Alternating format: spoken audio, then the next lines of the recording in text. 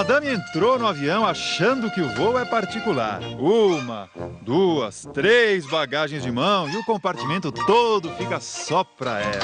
Aí quem vem atrás vai procurar, mas não vai achar lugar para deixar as coisas. Já aconteceu com você. Deixei no chão minha bagagem de mão. Hoje ficou no chão? É, não tem lugar em cima.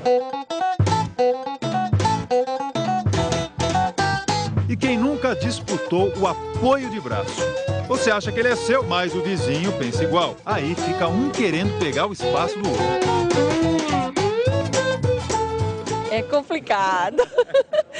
A gente procura ser mais esperto e colocar. Antes. Quem pegou primeiro se aposta rapidinho. Tem também o hiperativo em ação em pleno voo. Sabe a pessoa que não para quieta? Quem tá atrás não consegue nem comer direito. Quem vai na frente sofre com chute, joelhada. Às vezes é obrigado a entrar no ritmo da música, olha só. O pessoal olha meio feio quando você se mexe na cadeira, né? É tudo meio apertado, você se mexe, aí a pessoa da frente já olha pra você assim. O que você tá fazendo? O que você tá mexendo aí, né? Aconteceu isso no voo agora? Aconteceu. Mas você que tava se mexendo? É, eu tava me mexendo, aí quando eu tava olhando pra frente, eu vi a pessoa olhando pra mim assim.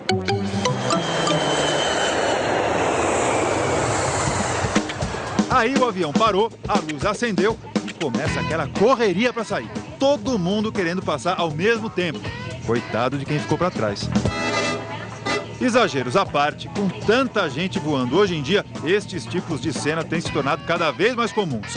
Só para você ter uma ideia, de janeiro a maio deste ano, o número de passageiros cresceu 30% nos voos domésticos e 12% nos voos internacionais em relação ao mesmo período do ano passado. São pessoas que não se conhecem, mas que têm que conviver por algumas ou muitas horas. Quando se esquecem que avião é um espaço coletivo, deixam de lado certas regras básicas de bons costumes. Aí é hora de falar de etiqueta. Quem vai ajudar a gente é uma instrutora de postura e etiqueta de uma escola de formação de comissários. Primeira situação, as bagagens de mão. Você se lembra da dona que achava que o compartimento era exclusivo dela? A regra é 1 por pessoa. Você deve ter a consciência que você não está indo para uma feira, correto? Você não está levando um monte de sacola, você não vai comprar tomate, verdura. Você está indo para um ambiente coletivo, um meio de transporte público, e você deve se conter. Por quê? Porque o passageiro do lado também vai levar uma bagagem. Tinha uma menina que parece que engoliu uma vitrola. Falava o tempo todo, contou a vida dela, ficou sabendo da vida dos outros, mas ela falava pelos outros também. Tá aí outra situação delicada. As tagarelas, que não param de falar o voo inteiro e alto ainda. Você quer descansar e não consegue. Fazer o quê? Você vai parar, respirar. Senhor, senhora, por gentileza, vocês poderiam falar num tom mais baixo, porque eu não estou conseguindo dormir, eu não estou conseguindo descansar, eu não estou conseguindo ler. Apenas se dirigir à pessoa e pedir que ela realmente diminua o tom de voz. Não é deselegante fazer isso. Não é deselegante fazer isso. É pior você deixar aquilo dentro de você que vai se consumindo, né? E você acabar tendo uma situação de estresse dentro do voo e acabar gerando uma confusão. E com quem está se mexendo demais, a mesma coisa. Você pede educadamente para ele parar, que isso quase sempre resolve. Ainda no assunto elegância, você quer levantar para ir ao banheiro. Só que o passageiro do seu lado está no maior sono. Você faz várias tentativas para acordá-lo, mas não adianta. O cara está desmaiado. Espera ele acordar ou tem outro jeito? Ele não acordou, ele não ouviu você. Então, como ele não é uma pessoa íntima sua, você toca ele na altura do ombro, com os 2 dedos, né? Você toca ele para que ele venha a acordar.